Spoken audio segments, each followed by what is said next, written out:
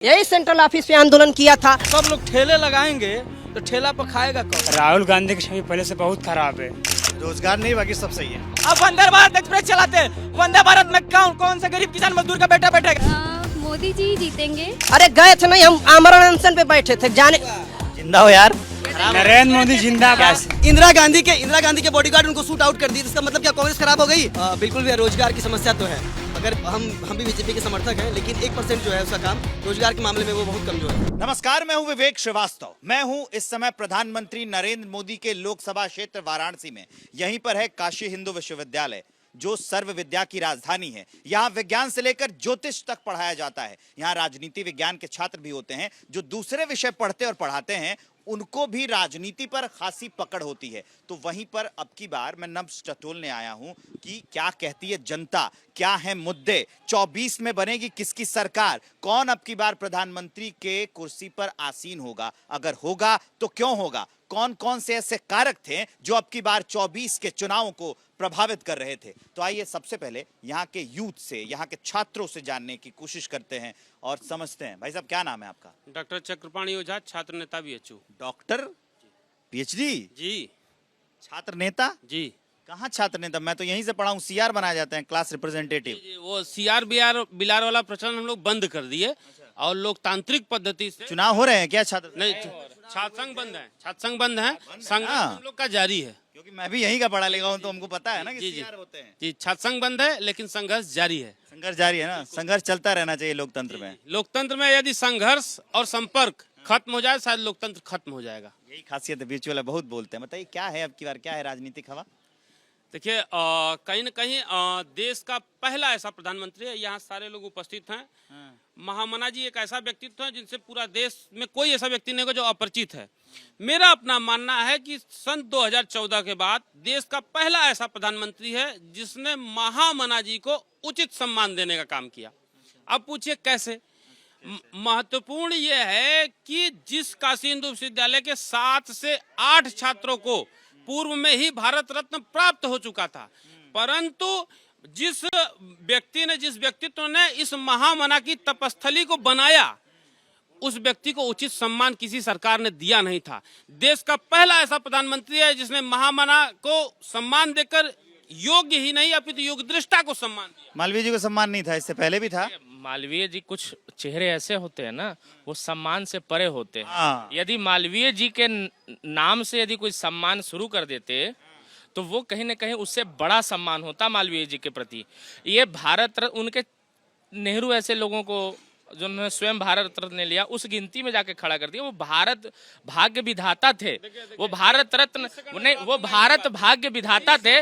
और वो भारत रत्न जो भी किए वो उससे परे हैं, वो भारत के निर्माता थे। तो भारत रत्न जैसे अन्य लोगों को लाइन में खड़ा कर दिया गया, तो कहीं ना कहीं नानाजी देशमुख तमाम लोगों को उसी लाइन में खड़ा कर दिया। तो कहीं ना कहीं इन्होंने जो बात कही, उनके जेहन में सम्मान है, लेकिन सम्मान उस सम्मान राशि से कोई स्कॉलरशिप खड़ा कर देते, कोई ऐसी चीजें खड़ा कर। टाइम देकर 30 सेकंड। बिल्कुल सही बात। इनकी बात का मैं बिल्कुल वो गुरेज नहीं करता, लेकिन 60 साल की लुटेरी कांग्रेस सरकार ने, जैसे ये सिगुफा छोड़ रहे हैं वैसे वो भी सिगुफा छोड़ती थी। और ये कहना कि महामना के नाम पे उचित सम्मान देना, इसी काशी हिंदू विश्वविद्यालय में राहुल गांधी जी आए थे, कहते थे आप NSUI जुड़िए, लेकिन लोकतंत्र के लिए कुछ नहीं किए। लोकतंत्र का नैरेटिव दबा के, या भले संघर्ष चल रहा है, मैं अभी भी मानता हूं कि आधिकारिक तौर पे यहाँ पे छात्र राजनीति नहीं होती है। 60 साल से नैरेटिव दबाए हाँ। और 10 साल में इनको छात्र संघ मिल गए, छात्र संघ अध्यक्ष हो गए हमारे बड़े भाई चक्रपाणी ओझा जी। कब चुनाव हुए थे लास्ट टाइम? कब? 97 में जब हम लोग 3 साल के थे, हाफ पैंट या वो भी नहीं। अभी से कैसे अध्यक्ष बन गए, अपने स्वघोषित अध्यक्ष? नहीं, देखिए मैं एक कार्यकर्ता हूँ। देखिए, अब की बार चुनाव के अगर आपने मुद्दा यूथ क्यों वोट करेगा? तो यूथ वोट करेगा शिक्षा को लेकर, स्वास्थ्य को लेकर, रोजगार को लेकर, किसान को लेकर, नौजवान को लेकर, खेत को लेकर, खलिहान को लेकर, क्या पढ़ते हैं आप? विकास को लेकर भी क्या पढ़ते को लेकर, देश के अंतर्राष्ट्रीय संबंधों को लेकर, देश की प्रादेशिक समस्याओं को लेकर, जो भी युवाओं को वो मतदान करने का यही सारे विषय होते हैं ना। बहुत बढ़िया। आप क्या पढ़ते हैं? मैं प्राचीन भारतीय इतिहास विभाग का शोधार्थी हूँ। अच्छा, तो होते तो ये हैं। अब की बार आपको क्या लगता है, आसपास आप हॉस्टल में रहे होंगे, सबसे मिलते हैं, महाराज भी मिलते हैं, उनके यहाँ काम करने सब लोग, क्या लगता है आपको किस तरह की हवा थी? देखिए, अब लगने का नहीं, ये स्पष्ट हो चुका है। और पिछले 6 चरण के जो चुनाव हुए, वो चुनाव के परिणाम जो चर्चा में जो है, उससे स्पष्ट हो रहा है। और यहाँ भी आप बातचीत करेंगे तो सामान्यतः आपको यह स्पष्ट हो जाएगा एक सर्वे में ही कि सरकार किसकी बनेगी। और सरकार उसकी ही बनेगी जो जब गांव की ग्रामीण महिलाएं जब लकड़ी पर भोजन बना करके और उसके धुएं से जब उनकी आँख की रोशनी प्रभावित होती थी, तो उज्ज्वला गैस जैसी योजना जी सरकार ने लाया। जब हमारी माँ बहनें जब खेत खलिहान में जाती थीं और खुले में शौच करती थी, उनके लिए जिन्हें इज्जत घर उपलब्ध कराया। जो हमारे विकास के साथ हमारी विरासत की भी जिसने वकालत किया, जो अयोध्या में राम मंदिर को स्थापित किया, काशी में बाबा विश्वनाथ का कॉरिडोर स्थापित किया, मिर्ज़ापुर में माँ विंध्यवासिनी का कॉरिडोर स्थापित किया, इलाहाबाद में प्रयाग में जो कुंभ के मेले लगाए जाते थे, जहाँ पर कि जो गंदगी का अंबार पड़ा रहता था, उसको भव्य और विराट और अद्भुत स्वरूप दिलवाने का काम किया। ये सारे ही तो मुद्दे रहेंगे इस बार चुनाव में। करेगा क्या आगे? इतना तो कर दिया, आगे क्या करेगा? जब आपके पास इतना विजन है तो वो भी पता होगा आपको। मैं तो कह रहा हूँ कि अब सरकार बनने दीजिए, और जो बाकी चीज़ें जो आप अभी सोचे नहीं होंगे बोल दीजिए। जो नहीं सोचे हैं तो वो क्या सोचेंगे? जब आप जो सोचे होंगे, यदि खुद नहीं सोचे हैं तो वो क्या सोचे होंगे? तो बात ये है, यहाँ सबसे बड़े एक कैलाश भाई साहब हैं, ये साइंस के स्टूडेंट हैं और ये भौतिकी से रिसर्च कर रहे हैं और लगातार 1 महीना ये आंदोलन किए कि जो नेट का फेलोशिप है वो आज 2007 से 8,000 इन्हीं से जान ले, इनकी बात इन्हीं से जान ले। देखिए, सबसे बड़ी बात यह है कि काशी हिंदू विश्वविद्यालय में हम लोगों ने 18 नवंबर सन 2023 से 18 अक्टूबर 2023 से और 22 नवंबर 2023 तक एक बहुत ही बड़ा आंदोलन किया। आंदोलन ये था कि हम जो शोध छात्र हैं, जो जेआरएफ नहीं क्वालिफाई हैं, वो नेट भले हैं, उनको जो फेलोशिप दी जाती है वो 8,000 रुपये प्रति माह दी जाती है। और ये फेलोशिप सन 2006 से वहीं पे है। 2006 से हर चीज़ों के मूल्यों में वृद्धि हुई है, तो इसकी वृद्धि क्यों नहीं हुई है? लगातार जेआरएफ की शोधवृत्ति लगातार बढ़ती जा रही है। आज के डेट में 37,000 रुपया प्रति माह है फेलोशिप, ऊपर से स्टाइफेंड, अब HRA, ठीक है, हर शहर के अनुसार वो बदलता रहता है। तो एक मोटा देखे तो 42,000 43,000 रुपया जेआरएफ को मिल रहा है और उसी के अकॉर्डिंग SRF को है, ठीक है। तो हम ये कह रहे हैं कि क्या हम काम नहीं कर रहे हैं? शोध में उस एंट्रेंस एग्जाम का कोई महत्व नहीं है। अगर कोई जेआरएफ क्वालिफाइड बंदा रिसर्च कर रहा है और अगर पेपर पब्लिश नहीं कर पाता है तो उसका डॉक्टर नहीं लग पाएगा। ये सब लोग डॉक्टर हैं, ये लोग बताएंगे। तो ये हमारा एक मुद्दा है और इसको लेके ये सन 2006 से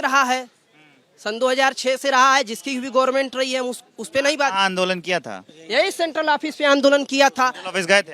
अरे गए थे नहीं, हम आमरण अनशन पे बैठे थे। जिंदा हो यार। इन्होंने उनको जवाब दिए। और सबसे बड़ी बात यह है कि ये इस वाइस चांसलर महोदय की स्थिति ये है कि वो मिलने नहीं आए। क्यों नहीं आए? हमने प्रधानमंत्री जी को लिखा, यूजीसी चेयरमैन को लिखा, राष्ट्रपति महोदय को लिखा, शिक्षा मंत्रालय, किसी का कोई रिएक्शन नहीं, कोई जवाब नहीं आया। ये सरकार की शून्यता है कि उसको शिक्षा से कोई लेना देना नहीं है। होता है, छात्र ऐसे ही होते हैं, लिखते हैं। मैं इससे जुड़ा किस्सा बता दूं, जब मैं यहाँ करता था पढ़ाई, यहाँ सामने मेरा डिपार्टमेंट है जर्नलिज्म और मास कम्युनिकेशन का, तो मैंने भी लिखा था। तो अच्छी बात है कि मेरे टाइम में जवाब आया था, इनके टाइम में नहीं आया, तो इनकी बात जरूर सुनी जानी चाहिए। देखिए, सबसे बड़ी बात है, जवाब नहीं आने का मतलब ये है कि सरकार तो कोशिश करेगी कि आप अपने स्तर पे विश्वविद्यालय, कहाँ जा रहे हो? रुक जाओ यार। विश्वविद्यालय स्तर तक चीजों को सुलझाएं, लेकिन यहाँ के विश्वविद्यालय की जो प्रशासनिक व्यवस्था है वो किसी को जवाब नहीं देना चाहती है, वो सबको केवल आदेश देना चाहती है। व्यवस्थाओं में दिक्कत है क्या? पहले मैं चुनाव पे रहते हैं, फिर आएंगे विश्वविद्यालय की दिक्कतों पे। मैं लॉ में पोस्ट ग्रेजुएट हूँ, तो लॉ के पॉइंट ऑफ व्यू से कानून मंत्री मिल गया आजा। लॉ के पॉइंट ऑफ व्यू से बात करता हूँ। इस चुनाव में 2 ताकतें लड़ रही हैं। एक हैं जो कॉन्स्टिट्यूशन के प्रोटेक्टर हैं, एक हैं कॉन्स्टिट्यूशन के इन्वेडर। तो एनडीए जो है वो कॉन्स्टिट्यूशन का प्रोटेक्टर है। अच्छा, मैं बता रहा हूँ कैसे, उदाहरण देके कि 2016 में बिना किसी सर्वे के ममता बनर्जी ने मुस्लिम की 65 जातियों को ओबीसी में शामिल कर लिया। जबकि रूल ये है कि ओबीसी कमीशन जो है कॉन्स्टिट्यूशनल बॉडी है, बिना उसके सर्वे और रिकमेंडेशन के आप किसी कास्ट को ओबीसी में नहीं शामिल कर सकती। और हाई कोर्ट का भी रिसेंटली उस पर जजमेंट आया था, इन्होंने कहा कि मैं हाई कोर्ट के जजमेंट को नहीं मानूंगी। तो इसलिए मेरा जो है लोगों से अपील भी है और सुझाव भी है कि आपको ये पहचानना है, तय करना है कि कौन कॉन्स्टिट्यूशन के दायरे में रह के काम कर। चुनावी अपील मैं नहीं पूछी, मैं छात्र से पूछ रहा हूँ। मैं ये जानना चाहता हूँ कि अब की बार मुद्दे क्या हैं, कि कौन से ऐसे कारक हैं जो छात्रों को प्रभावित करते हैं वोट डालने के लिए। और एक सवाल मैं आप लोगों से सबसे चाहूँगा, जो यूथ है, अब की बार ना वोटिंग परसेंटेज बहुत गिर रहा है, इस पर भी मुझे करनी है चर्चा। छात्रों के सामने सबसे बड़ा मुद्दा जो है वो एक तो पेपर लीक का है, लेकिन सेंट्रल गवर्नमेंट ने 2023 में एक एक्ट लाया है। अब ये एक्ट कितना इम्पैक्टफुल होगा ये देखने वाली बात है। तो सरकार से ये हम लोगों की मांग है कि और प्रभावी एक्ट बनाया जाए और इसमें जो दोषी हो, मतलब ये पेपर लीक की घटनाएं रुके, प्लस एक ऐसी कोई बॉडी हो जो हायर एजुकेशन की, जो अभी रिसर्च से संबंधित इन्होंने समस्याएं बताई। तो रिसर्च में सबसे बड़ी समस्या ये है कि हर विश्वविद्यालय अभी तक अपना खुद का रेगुलेट करता था, इसलिए जो अलग अलग खामियां थी, किसी का कहीं ट्रांसपेरेंसी है कहीं नहीं है, तो इसको दूर किया जाए, यही डिमांड है हमारी। क्या अब की बार वोटिंग परसेंटेज जो गिर रहे हैं, ये मेरे हिसाब से इस पर चर्चा की जानी चाहिए कि आखिर वोटर्स इतने उदास क्यों हैं? क्या लगता है आपको, यूथ भी उसमें उदास है क्या अपने नेताओं को लेकर? ऐसा कुछ बात नहीं, कौन कहा आपसे उदास है, सब एकदम। पूछ रहा हूँ मैं। नहीं, कोई उदास नहीं, सब प्रसन्नता से वोट दिया उन्होंने, कोई दिक्कत। बस थोड़ा सा प्रॉब्लम है, थोड़ा पढ़ाई के लिए है, सबको शिक्षा जरूरी है भाई, थोड़ा उनका जो पेपर होता है लीक होता है, ये सब थोड़ा दिक्कत है, इस मामले में उनको ध्यान देना चाहिए। क्या है वोटिंग परसेंट गिरने? वोटिंग परसेंटेज गिरने का एक जो समानता मैंने जो समझा है वो ये है कि जो छात्र और यूथ की रेटिंग गिर गई है। अब रेटिंग माने कि अब यूथ का महत्व गिरा दिया गया है। और मुझे लग रहा है कि भारतीय राजनीति में यदि यूथ की हिस्सेदारी और भागीदारी बढ़ जाएगी तो युवाओं में उत्साह रहेगा। और दूसरा जो बच्चे, जो एक दूसरे तबके के जो यूथ हैं, जो रियल लाइफ में नहीं रील लाइफ में जो जीवन जी रहे हैं, उनके पास एक बहुत बढ़िया एक खिलौना है मोबाइल, वो 4 बाई वो अलग अलग साइज का है, वो उसी पर वो अंगुरी ऐसे करते रहते हैं और सुबह से शाम और शाम से रात, फिर सुबह हो जाता है, पता नहीं चलता है। बहुत बड़ी समस्या है। उनको ये पता, उनसे कोई मतलब नहीं है कि हमारे देश में लोकतंत्र का महापर्व आया है, हमको मतदान करना है और ये मेरा मतदान। और सेल्फी डालेंगे ना वही उंगली में लगा के, वो तो फ्रेम है ना, वो तो कई जगहों पर सड़क पर जब रात को दिन में या रात में कभी निकलेंगे तो उसको कर लेंगे। इंक्लूड करना पड़ेगा ना भाई साहब। किस डिपार्टमेंट से? Library science. Library science. क्या चल रहा है अब की बार? अब की बार बदलाव का समय है समय, बस यही ढूंढ रहा था मैं, कोई बदलाव वाला मिल जाए। क्यों बदलाव करना है? ये सरकार बुनियादी मुद्दों पर काम नहीं की है। फिर जैसे शिक्षा हो गया, रोजगार हो गया और स्वास्थ्य हो गया, इन मुद्दों पर काम नहीं की है। बाकी और जैसे रोड पर काम किया है और मंदिर वगैरह बनवाया है, यही सब पे काम हुआ है। बाकी जो बुनियादी मुद्दे हैं, जो आम जन के बुनियादी मुद्दे हैं, उस पर बिल्कुल ही काम नहीं हुआ है। जैसे जिस प्रकार से देखिए, वैकेंसी नहीं निकली है, बच्चों को रोजगार नहीं मिल रहा है, शिक्षा इतना महंगा कर दी जा रही है कि आम गरीब का बच्चा है वो पढ़ नहीं सकता है। अभी इंडिया गठबंधन लगता है कि इस चुनाव में काम मतलब गुल खिला पाएगा? बिल्कुल खिला पाएगा। 4 तारीख को रिजल्ट आएगा। एक मिनट नहीं भैया, अपने विचार है। नहीं एक मिनट हाँ, बिल्कुल 4 तारीख को एकदम बदलाव, गठबंधन की सरकार आने वाली है। और जो बीएचयू जिस प्रकार से भ्रष्टाचार हो रहा है, पूरे देश में जिस प्रकार से भ्रष्टाचार हो रहा है ना, अंदरूनी भ्रष्टाचार हो रहा है, वो खत्म होगा। और इनको और मतलब जो शिक्षा है, शिक्षा पे काम होगा। जिस प्रकार से राहुल गांधी ने कहा है कि हम रोजगार पे काम करेंगे, रोजगार पे काम होगा। मैं यही कहना चाहूंगा कि बदलाव बहुत जरूरी है। एक सवाल जो सबसे जरूरी है, अभी वो भी भाई साहब पूछ रहे थे, बात यही, वो हमेशा पूछते हैं कि नेता कौन? नेता बहुत हैं, मतलब जिस प्रकार से संसद में पीएम कैंडिडेट कौन? पीएम कैंडिडेट तमाम हो सकते हैं, गठबंधन के हर कोई पीएम कैंडिडेट से, राहुल गांधी भी पीएम कैंडिडेट हो सकते हैं, और भी गठबंधन के जितने बड़े बड़े नेता हैं सब पीएम कैंडिडेट हो सकते हैं। क्योंकि 5 बिल्कुल हो सकते हैं। राहुल गांधी एक अच्छा नेता है, क्योंकि उन्होंने जो उन्होंने न्याय यात्रा किया है, अब वो वास्तव में एक अच्छा नेता बन चुका है। क्योंकि जब वो जम्मू कश्मीर से लेकर कन्याकुमारी तक उन्होंने, उनकी छवि पहले से बदली है? बिल्कुल नहीं बदली है, उनकी छवि वैसे ही। किस फैकल्टी से वो बताया? एंशिएंट हिस्ट्री से। अच्छा, एंशिएंट हिस्ट्री वाले जी। बदली है राहुल की छवि? नहीं, बिल्कुल उनकी छवि नहीं बदली, जैसे वो कल थे वैसे ही आज हैं। कोई उनमें बदलाव नहीं है। राहुल की छवि बदली है भाई साहब? क्या क्या राहुल की छवि बदली है पहले से? राहुल गांधी जी की राहुल गांधी की छवि पहले से बहुत खराब है, बहुत ही खराब है। नरेंद्र मोदी जिंदाबाद। काशी में ऐसा प्रधानमंत्री और हमारे बनारस के सांसद। आप घूमने आए हैं कि यहाँ पढ़ते हैं, पहले ये बताइए।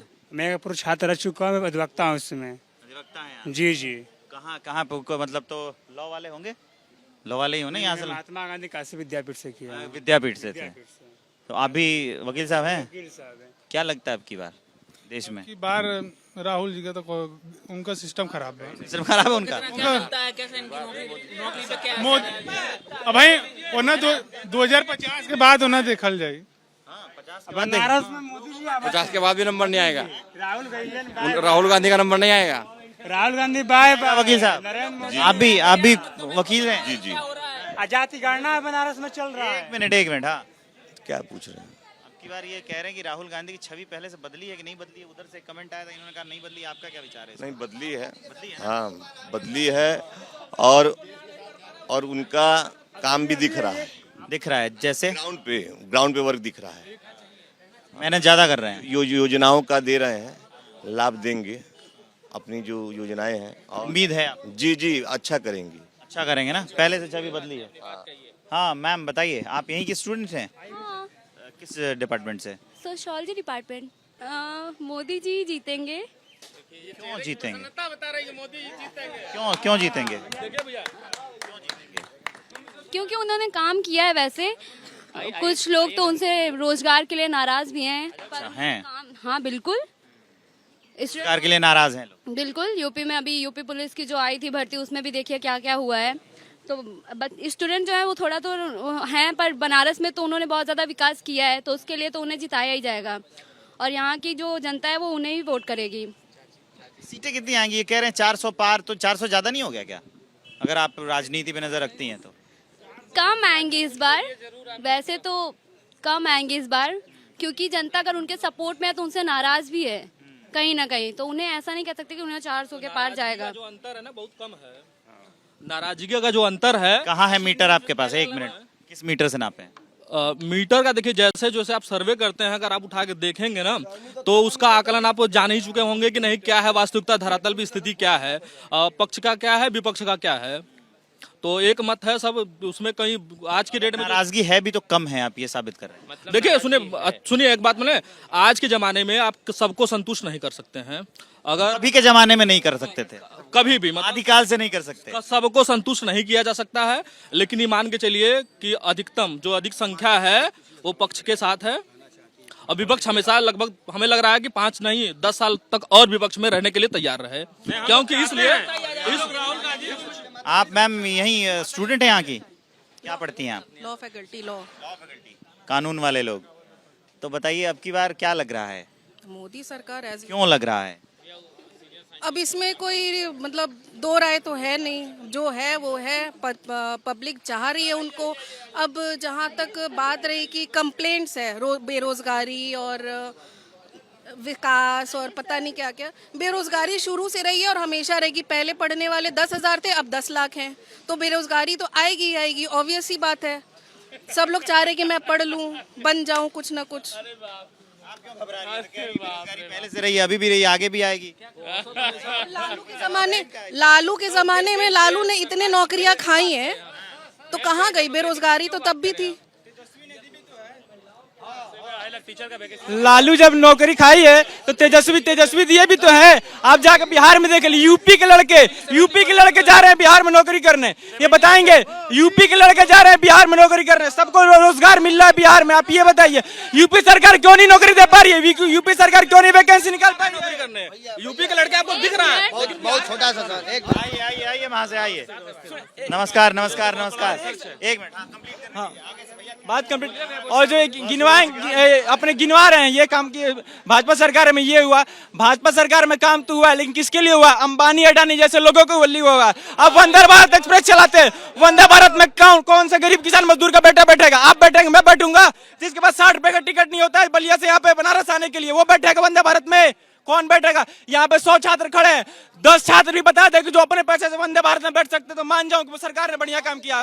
और दूसरी बात करते हैं, सुनिए सुनिए भैया, बड़े भाई है मेरे, बड़े भाई है, ये बलिया से आए, बता रहे उज्ज्वला योजना की बात किया था ना, ये बलिया से आते हैं, मैं बलिया से आता हूँ। पूछे उज्ज्वला योजना में कितनी धांधली हुई है, कितनी धांधली है बताइए, आप बताइए।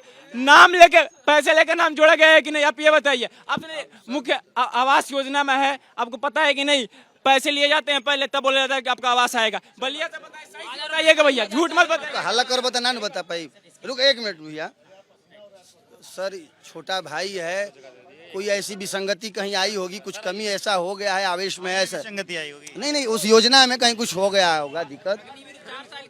और जिस तेजस्वी यादव की वो बखान कर रहा है छोटा भाई कि तेजस्वी यादव ने नौकरी दे दिया, उनके पिताजी और उनके माताजी दोनों लोग जब सरकार में रहे तो चरवाहा विश्वविद्यालय खोल रहे थे, एगो तो आदमी के लिए खोल नहीं पाए, तो जो आज तक ले पढ़ने के लिए शिक्षण संस्थान नहीं खोल पाया, वो विश्वविद्यालय वो नौकरी बांट रहा है। कितनी बड़ी मूर्खता है कि जब शीर्ष नेतृत्व तो कोई होता है। मैम, आप यहाँ पढ़ती पढ़ाती हैं या दर्शन करने के लिए आई हैं? दर्शन के लिए। कहाँ की वोटर हैं आप? मुंबई से आई। मुंबई से आई हैं। अच्छा, मुंबई में अब की बार क्या हालात लग रहे हैं और आपको देश में क्या लग रहा है? मिक्स सब मिक्स है। हाँ, मैं गया था चुनाव में वहाँ पे। आप सर मुंबई के ही वोटर हैं, आप दोनों साथ आए हैं, तो वहाँ मुंबई में क्या मुद्दे थे? मुंबई में मुद्दे कुछ नहीं है। मुंबई में इन्होंने ऐसा किया कि 2 बड़ी पार्टियां थी, उनको वो गद्दारी करके फोड़ दिया और एक सब तहस बहस कर दिया उधर का। अभी उधर का जो मतदाता है वो कंफ्यूज है, क्या करे। हाँ, ऐसा आप वोट तो इनका कैसा है कि ये बहुत अच्छी रणनीति वाले लोग हैं, एक अच्छा इंटेलिजेंस है इनके पास, अच्छी सपोर्ट है, तो ये अभी कुछ भी कर सकते हैं। आप यहाँ पढ़ती पढ़ाती हैं या फिर? पढ़ाती नहीं हूँ, सारनाथ से हूँ, मैं बनारस की निवासी हूँ और कल यहाँ की वोटिंग है और मैं यहाँ के बारे में मैं किसी पार्टी विशेष को नहीं बोलना चाहती, मैं यही कहना चाहती हूँ कि बनारस की जो आबो हवा है, बनारस का जो रुख है वो यही बताता है कि यहाँ जो काम करेगा उसी को मिलेगा मतदान, जो यहाँ पर काम करता है। तो बनारस में आप सबको जो भी यहाँ पर काशी में आया है, चाहे मुंबई से आया हो चाहे गुजरात से आया हो, उसको यहाँ दिखाई दे रहा होगा कि बनारस में क्या परिवर्तन हुए। पहले सड़कों की दशा क्या थी, अब सड़कों की दशा क्या हो गई है, मतलब अब बहुत ही ज्यादा उन्नति हुई है। तो जनता को उन्नति चाहिए, जनता को साथ चाहिए, विकास चाहिए। बस एक समस्या रोजगार की है, जो हर पार्टी से मुझे कहना चाहे वो बीजेपी क्यों ना हो, रोजगार की समस्या, वो चाहे कांग्रेस हो चाहे बीजेपी हो चाहे सपा हो, ये सड़क वड़क तो सब कुछ अच्छा हो गया, इसके लिए मैं बीजेपी को धन्यवाद करती हूँ। पर जो बेरोजगारी की समस्या है वो कोई आज तक नहीं खत्म कर पाया। हम यूथ यही रिक्वेस्ट करना चाहते हैं कि प्लीज बेरोजगारी की समस्या को खत्म करिए, तब पूर्ण रूप से भारत का विकास होगा। हर हर बहुत बड़ी बात। क्या ये रोजगार समस्या है?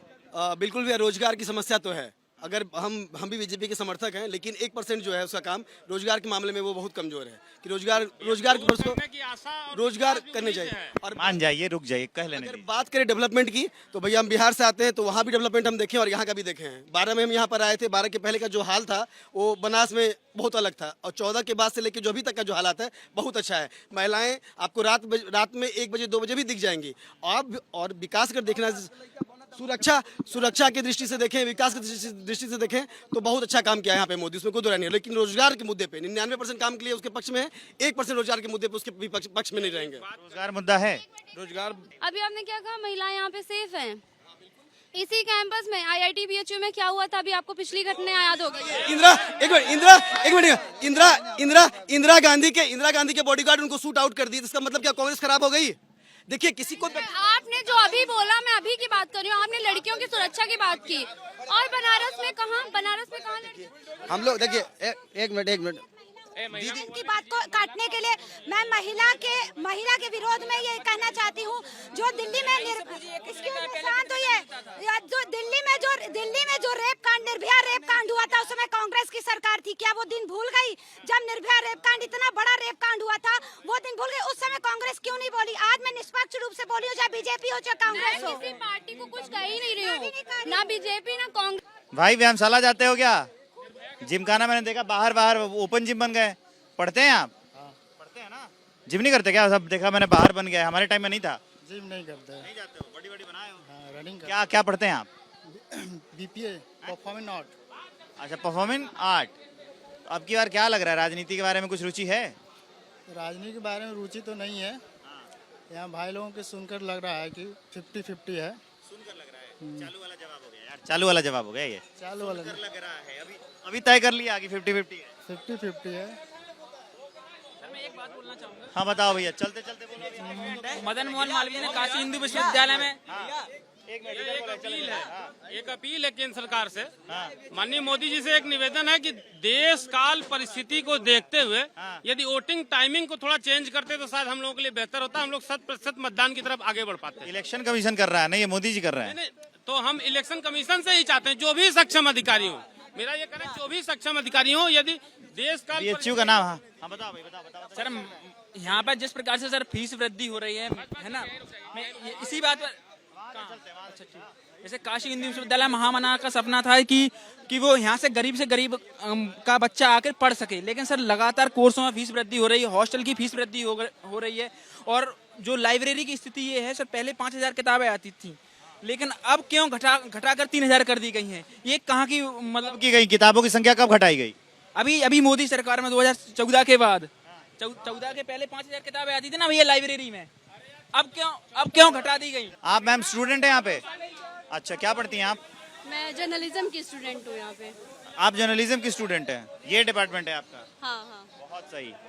अब आप 1 मिनट है, क्वेश्चन क्या करेंगे आप? क्वेश्चन क्या करेंगे आप? क्वेश्चन क्या? आप जर्नलिज्म के स्टूडेंट, मैं आपको पहले कैसे बता दूं? मेरा भी यही डिपार्टमेंट है, इसीलिए मैं कह रहा हूँ, इसीलिए मैं पहले तो आपको बता नहीं सकता। पहले आप सुनिए, 1 मिनट सुन लो मेरी बात। देश में जो राजनीतिक हालात चल रहे हैं उसके बारे में आप क्या सोचती हैं? चुनावी माहौल चल रहा है, ये तो सब हम देख रहे हैं कि चुनावी माहौल चल रहा है। चुनाव में क्या लगता है, मुद्दे क्या हैं अब की बार यूथ के लिए? हमारे लिए तो बहुत कुछ है, हमारा एम्प्लॉयमेंट है, हमें अभी बहुत नौकरी के लिए बहुत सारा दिक्कत आ रहा है, तो मेन मेरा मुद्दा है कि नौकरी, इसमें जॉब के लिए ज़्यादा से ज़्यादा सीटें आनी चाहिए, हमें एम्प्लॉयमेंट के लिए बहुत जरूरी है, हमारे रोजगार बहुत जरूरी है। और इससे लोग नाराज भी हैं? बिल्कुल, हम आज इतना स्ट्रगल कर रहे हैं इसके लिए, जॉब के लिए कहीं 1 सीट आ रही है, कहीं 2 सीट आ रही है, इसके लिए हमें बहुत फेस करना पड़ रहा है प्रॉब्लम, तो इसके लिए कम से कम हमारे लिए ऐसी सीटें आए कि हम सब उसमें जो है कहीं ना कहीं जो है सेटल हो जाए, तो इसके लिए जॉब हमारा बहुत बड़ा मुद्दा है। यहाँ पढ़ाई करती हैं आप? एक्चुअली पास आउट हूँ। पास आउट हैं, बीएचयू वाली है ना आप? हाँ, तो क्या रोजगार मुद्दा है? बहुत बड़ा मुद्दा है, और एक्चुअली आप देखिए तो बिहार इतनी ढेर सारी वैकेंसीज निकाल रही है, हम एक्चुअली कंपेयर तो नहीं करेंगे, लेकिन आप देख सकते हैं बिहार हर महीने, हर साल अगस्त में या जुलाई में एक वैकेंसीज निकाल रही है। हमारे यहाँ वैकेंसीज निकल रही हैं तो या री एग्ज़ाम हो रहा है या पेपर लीक हो जा रहा है, ये मुद्दा है। और आप देखिए, मैं यहाँ से गोल्ड मेडलिस्ट हूँ 2019 में। एंड ऑफ द डे क्या किया था यहाँ से? मैंने बैचलर्स किया था, कंप्लीट किया था, बीए किया था ऑनर्स से, और गोल्ड मेडलिस्ट रही हूँ। उसके बाद भी अंत में आते 4 साल तक स्ट्रगल करने के बाद नौकरी नहीं मिली, अंत में शादी कर लिए, खोपड़ी पे आदमी को बैठा लिए और रख लिए, कोई मुद्दा नहीं रह गया है।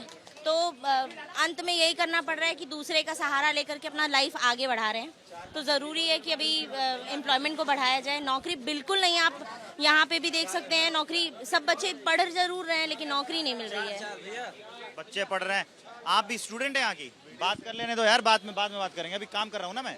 हाँ, स्टूडेंट है यहाँ पे? आगे यहाँ की नहीं, इलाहाबाद यूनिवर्सिटी। इलाहाबाद स्टूडेंट तो है ना? वहाँ से पीएचडी कर रही हैं? यहीं से हुआ है। डॉक्टर?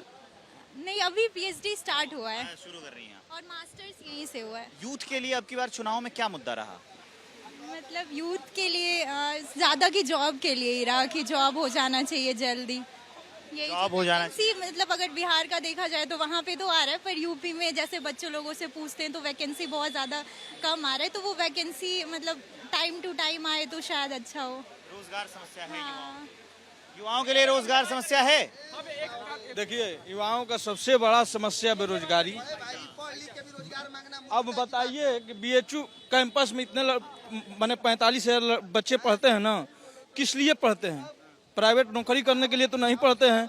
अब प्राइवेट नौकरी किस आधार पर करेंगे? रेलवे में बुकिंग क्लर्क है जो प्राइवेट ठेके पर, उसको 12,000 रुपया मिलता है, तो किस आधार पर नौकरी करेगा? सब लोग ठेले लगाएंगे तो ठेला पर खाएगा कौन? मोदी जी तो कहते हैं कि ठेला लगाइए, पकौड़ा तलिए, तो पकौड़ा खाने वाला भी तो ग्राहक होना चाहिए देश में।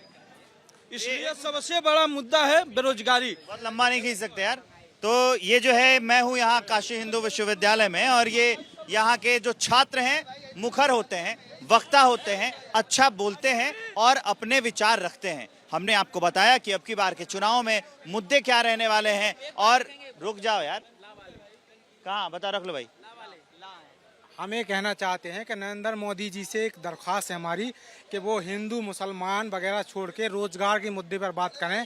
प्रधानमंत्री बहुत बड़ा पद होता है, उनसे हिंदू मुसलमान ये कंप्लीटली इस तरीके की भाषा नहीं इस्तेमाल करनी चाहिए। जाके युवाओं की बात करनी चाहिए, रोजगार की बात करनी चाहिए, किसानों की बात करनी चाहिए। लेकिन नरेंद्र मोदी जी ने पूरे चुनाव में एक बार भी रोजगार शब्द नहीं बोला है, ना किसानों के बारे में बोला है।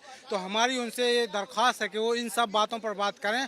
बाकी वो प्राइम मिनिस्टर बनना है तो वो बन जाए, लेकिन इन सब बातों पर वो बात नहीं रखते हैं।